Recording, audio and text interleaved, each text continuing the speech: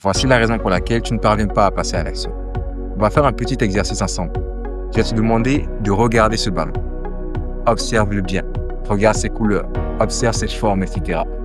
Maintenant, je vais te demander de fermer les yeux sans tricher et te demander de me dire combien de cailloux tu as vu sur la table. Évidemment, il te sera difficile de me dire combien de cailloux il y avait sur la table parce que tout simplement, ton attention était focalisée sur ce ballon.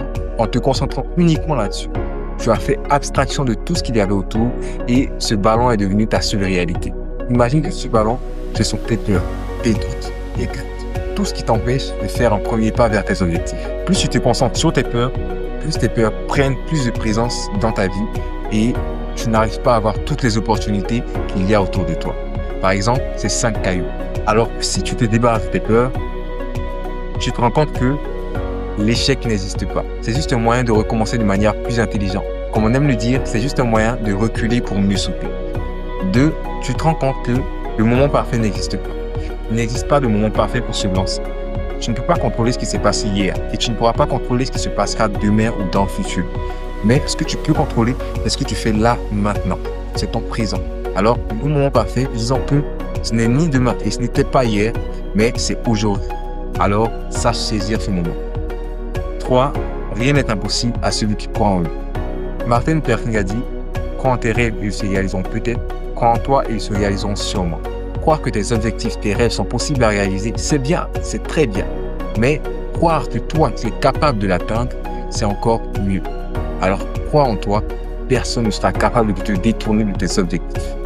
4. On s'en fout du regard des autres. Ce que les autres pensent, c'est leur vie à eux. Leur avis à eux, c'est leur vie à eux, comme Mr. Dumax aime le dire. Et 5.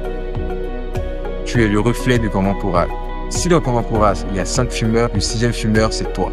Si dans ton entourage, il y a 5 ambitieux, le 6e ambitieux, c'est toi. Alors, analyse ton entourage et regarde, est-ce que ces personnes qui sont dans ton entourage ont la même envie que toi de se lancer dans leurs objectifs? Ils n'ont pas besoin d'avoir les mêmes objectifs que les tiens, mais juste avoir à tes côtés des personnes qui travaillent avec acharnement pour atteindre leurs objectifs, ça va faire que toi aussi, tu auras l'envie de travailler. Et pas seulement l'envie, tu auras la motivation, la détermination et tu verras que tu te surprendras à passer à l'action. Ce n'est pas facile de passer à l'action, mais souviens-toi que si tu as réussi à l'imaginer, c'est parce que tu peux le réaliser.